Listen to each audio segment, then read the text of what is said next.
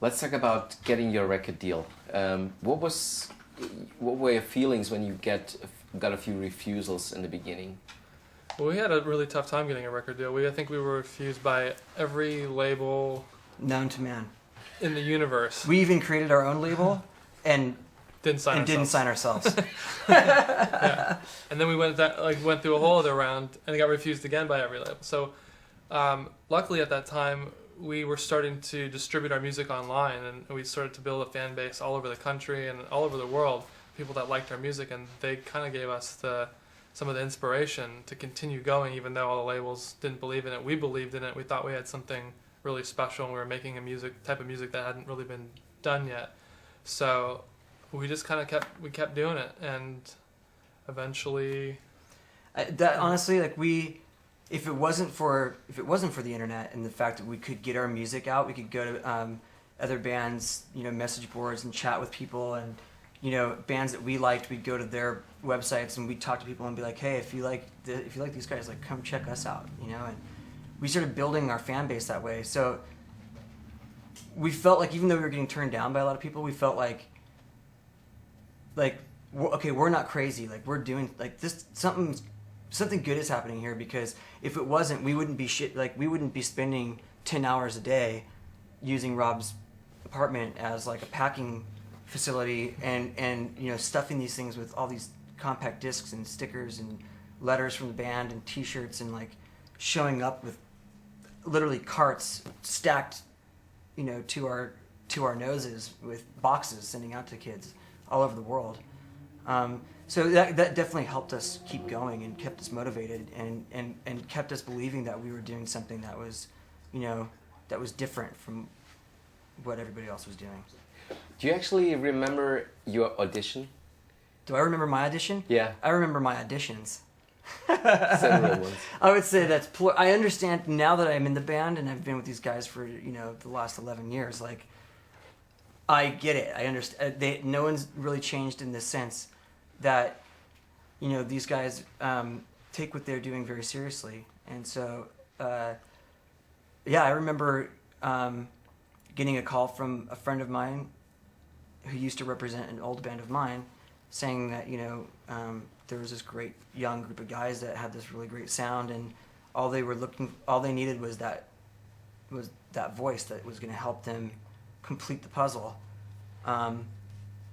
And I had never really auditioned. The only time I'd ever auditioned to be in a band was when I was like 14, and so from 14 to 23, I had never auditioned. I was always the person that people were coming to audition for, and so it was a different experience for me, because in my mind I was like doing these guys a favor, and I wasn't the one who called them. They were calling me, and so it was strange for me to think of it as me doing an audition, because I didn't go seek them out, which was the interesting thing. So when I got there and turned over the tape, I had my vocals on it. Everybody liked it. We seemed to get along pretty well, even though we were strangers. And I got to watch some other people do their auditions, and it was pretty funny. Yeah, do you remember when Chester did his audition, there was another guy, because we had a little practice room in Hollywood, and we didn't have like a waiting area or anything, so you had to come into the actual practice studio, and the guy that was going after Chester was inside the studio while we auditioned Chester to see. We were already rehearsing at this point. Yeah. I'd already been basically like learning the set. We were writing together. But they had already had all these appointments with these other people, so they were going to do the fair thing and make sure everybody that they had made appointments with got the appointment, and that way they could make the most educated decision they could, which I understand. But here I am, going like, what are you guys even calling people for? So it was pretty funny, yeah. The guy basically heard Chester sing and just said, I don't even need to audition. If you guys don't go with this guy, you're crazy. And then he walked out of the room. Now, when you started out writing the first songs and playing the first shows, did you ever have the feeling that you belonged to a certain scene? Or was it just you doing your thing? From our perspective, we always felt like we were doing our own thing. I think it was easy for the world to kind of group us in with other bands, and it's just a tendency that people have. I think a lot of it's just like, if you go to a record store, where do you go to find our record? What section of the store is it in? So yeah, we always, even though we were grouped in with other bands, we always liked to kind of think and make music that we thought was different, and there was elements in it that actually were different than anything else that was out there. And that's, I think, one of the main goals of the band musically, is to always push ourselves to evolve, to make music that we haven't heard before, that we haven't made before. And it's a challenge for us, and it's really tough to try and make a heavy song or something that hits really hard without using the most obvious choices to accomplish that. And we like challenging ourselves to do that. So we've done that throughout all of the records that we've made, and that's what we want to continue to do. There's sometimes you come across the term revolution when it comes to your music, like for the Road to Revolution live record and the Project Revolution tour. Is there anything in particular you're revolting against, or do you think that music can cause a revolution actually? Yeah, I think that for us, when we use the word revolution, I think that's a pretty charged word, and so I think automatically people think of revolt in some way, like rising against something, and taking a stand or something like that. But when we use it, we're actually talking about, like, in terms of Project Revolution, it was like, okay, let's make a touring festival that's not just a metal festival, that's not just a rock festival, it's not just a hip hop festival. It kind of takes bands that are pushing the envelope of what modern music sounds like, and pushing the envelope of what what a live performance can be, or who can play together.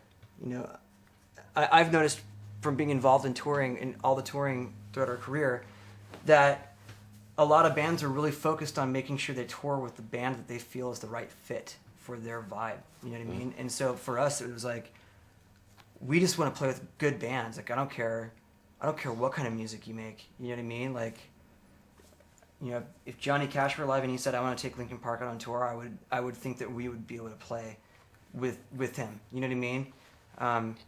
We really truly feel like we can get on a stage and share a stage with anybody, regardless of what kind of music they make. And I think, when we play a show with Jay-Z one day and then go play a show with Metallica the next day, there isn't something that feels off about either one of those scenarios. So we try to use that in Project Revolution as something that we're bringing a lot of different kinds of bands. We're like revolutionizing, who are revolutionary in terms of what they're doing and how they think and how they approach a live show or their music. The thing is, I interviewed you for the first record and then every other record, maybe 5-6 times altogether, and it's really amazing how you maintain to, be grounded and down to earth. I mean, considering how many records you've sold, a change of personality would be almost normal, but you didn't change. What keeps you on the ground? For me, I mean, I like my I love being a family person. I love being a dad, and I like being a husband, and that's the stuff that keeps me in the perspective that's, I think, a healthier point of view. I think that's, I don't know if that's the way it is for everybody else, but we all strive for having pretty normal lives. Like, we really, I think the only thing that is way different from almost anybody else that we know is the fact that we just get to make music for a living. Everything else is, we try to do everything as normal as possible. So it's I think it's definitely a conscious effort to try to maintain normalcy. It's very modest. I mean, music for a living, that's quite a living. Yeah, I think we won the lottery, is being able to make music for a living, and it's amazing to be able to do something you truly love and get paid to do it, and be able to continue to make more music as a result of the success of the last albums. And as Chester was saying, I think for the most part, I mean, we're normal guys, and we like living like pretty uneventful lifestyle, and on the road we go to great lengths to make it seem just more mellow, normal, as close to being at home as we can make it.